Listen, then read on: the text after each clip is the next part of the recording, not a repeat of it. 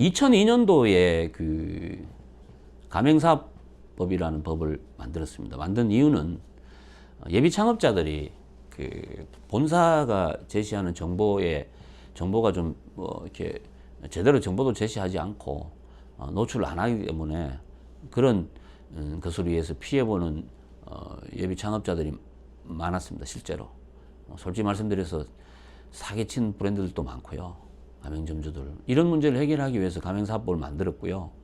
그 중에서 또 이제 뭐가 있냐 하면은 정보 공개서를 가맹점이 4개, 5개 이상 되는 브랜드는 무조건 정보 공개서를 등록하게 되어 있습니다. 어디다가 공정거래위원회 홈페이지 공정거래위원회에다 등록을 하게 되어 있고 그것을 누구나 열람을 할 수 있게끔 지금 되어 있거든요.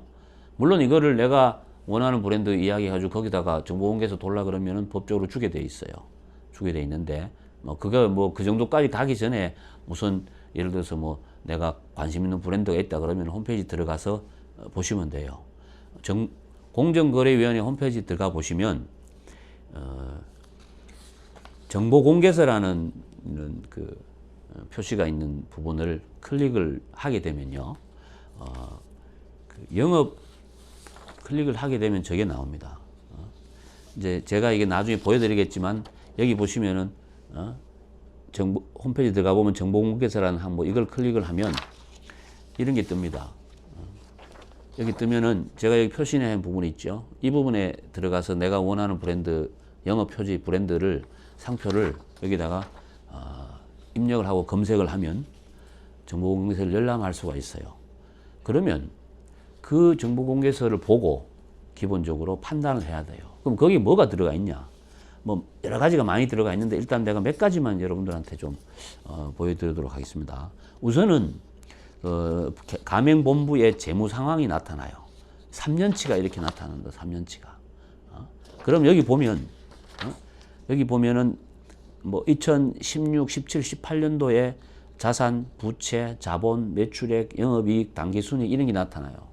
근데 이 회사는 제가 어디 거라고 내가 말씀 못 드리지만 여기 보면은 영업이익하고 당기순이익이 마이너스로 나타납니다. 2016년에는 플러스였다가 2017년, 2018년 마이너스 폭이 커져요. 이 회사는 재무 상태가 불안하다고 보시면 돼요. 그럼 이런 회사는 일단 내가 볼 때는 이건 대상에서 제외시키는 게 맞아요. 제외시키는 게 맞고.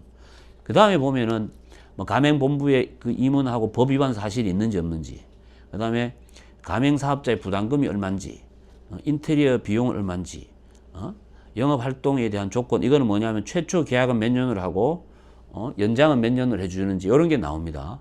자, 법 위반 사실이 있는지 없는지 반드시 봐야 됩니다. 법 위반 사실이 있다고 하면 그 법 위반 내용이 뭔가를 나중에 파악을 반드시 해야 되고요.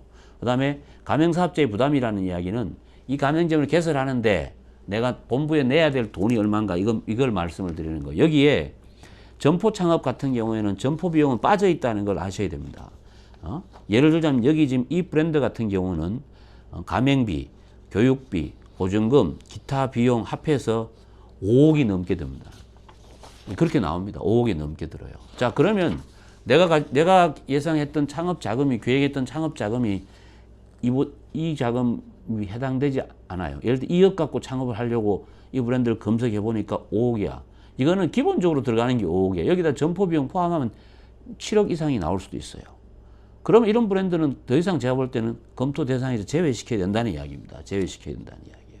그 다음에 밑에 뭐 인테리어 비용도 평당 얼마 이렇게 나오는 거, 이런 것도 보고, 이거는 뭐냐 하면은 동일한 아이템을 가지고 사업을 하는 브랜드들끼리 놓고 검색을 이런 걸 보고 판단해서 가장 합리적이라고 판단되는 브랜드를 선택하는 게 좋다는 이야기입니다. 이 정도는 제가 봤을 때는 봐야 됩니다. 이 정도는. 이것도 안 보고 사업을 해가지고 나중에 계약하고 오픈하고 나서 후회하면 절대 안 되죠.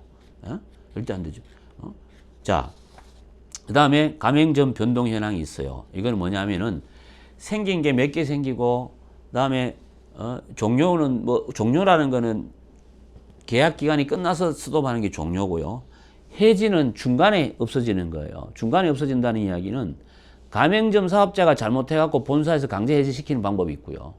그런 경우도 해지죠. 반대로 가맹점 사업자가 하다 보니까 이게 마음에 안 드니까 난 때려치우겠다 싶어서 나가는 경우도 있어요. 이게 해지인데. 근데 후자가 더 많아요. 왜냐하면 가맹사법 안에 10년간은요, 가맹점 점주가 하겠다고 하면 계약을 보장해주게 돼 있는 규정이 있거든요. 물론 점주가 그 본사 브랜드에 악영이 안 좋은 행위를 해가지고 어쩔 수 없이 한다. 근데 그런 경우는 생각보다 아주 적어요. 그래서 이런 부분을 봐야 되고, 다음 명의 변경이라는 게 있어요. 명의 변경은 뭐냐면은 그 점포는 그대로 있어요. 근데 주인이 바뀌는 거예요. 자, 종료 숫자가 많은 거는 안 좋은 거죠. 해지도 많은 건 안 좋은 거예요. 해지도 많은 게 안 좋은 거예요. 종료가 많다는 이야기는 딱 끝나고 나니까 더 이상 이게 할 의미가 없다고 생각하는 거죠, 사실은. 그 해지 수도 많은 것도 뭔가 불협화음이 있다는 거예요, 이거는. 그 다음에 명의 변경이 많다는 이야기는 주인이 바뀐다는 이야기잖아요. 그러니까 이 이야기는 뭐냐면은 좀 쉽게 말씀드리면 장사가 안 되는 건 아니에요. 근데 점주의 만족도가 낮아요. 투자 대비해서 이거 투자를 이렇게 해가지고 내가 한 달 동안 쎄빠지 이렇게 했는데 가져가는 게 생각보다 적어요. 그러니까 바꾸고 싶어 하는 거죠. 근데 다른 사람이 또 들어가요. 왜? 그 사실을 모르기 때문에. 근데 이런 거는 본부는 좋아져요. 본부는. 좋지요. 왜? 그 상태를 그대로 있고 주인이 바뀌니까 본사에서는 가져갈 건 계속 가져가는 부분이거든요. 그러니까 이런 부분들도 잘 봐야 돼. 잘 봐야 됩니다. 사실은 제일 완벽한 건 이거죠. 계약 종료도 없고 해지도 없고요. 명의변경도 없는 거예요. 불가능한 이야기를 제가 말씀을 드리는데 사실은 이런 부분도 잘 볼 필요가 있어요. 저는 개인적으로 명의 변경이 많은 거는 좀 더 신중하게 봐야 돼요. 대부분 보면은 투자금이 많은 브랜드가 이런 경우가 많이 나타납니다. 투자금이 많은 경우가. 근데 그리고 브랜드 파워가 좀 있는데도 보면 명의 변경이 의외로 많아요. 그런 부분도 좀 보실 필요가 있고, 그 다음에 요거는 이제 각 지역별로 우리가 도시별로 가맹점 분포 된 걸 나타나요. 가맹점 수가 몇 개고 직영점 수가 몇 개다. 근데 이 브랜드는 재밌는 게 뭐가 재밌냐면 직영점이 없어요. 직영점이. 그건 2016, 17, 18년도에 3년 내도록 직영점이 없다는 이야기예요. 직영점이 없다는 이야기는 저는 개인적으로 참 이거 어떻게 봐야 되냐 이거요. 아니 그렇게 많은 사람들이 사업을 하고 있는데 왜 자기는 자기 걸 안 하냐는 얘기죠. 이거 아주 심각하게 봐야 될 부분도 있습니다. 심각하게. 진짜 좋으면 솔직히 말씀드리면은 가맹을 마로 합니까? 계속 직영하죠.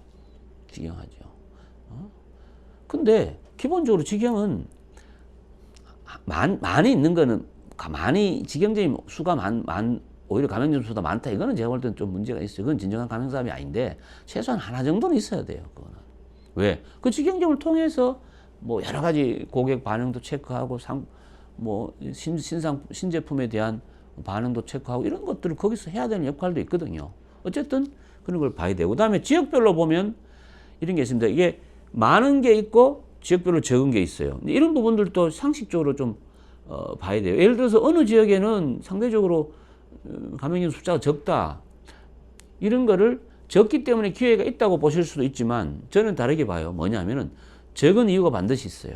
그 부분을 좀 볼 필요가 있다. 자, 이런 부분 이 정도는 최소한 한 보고 난 다음에 관심이 있고 좀 긍정적으로 검토가 끝났으면 그 다음 단계로 저는 가야 된다고 보는 거죠.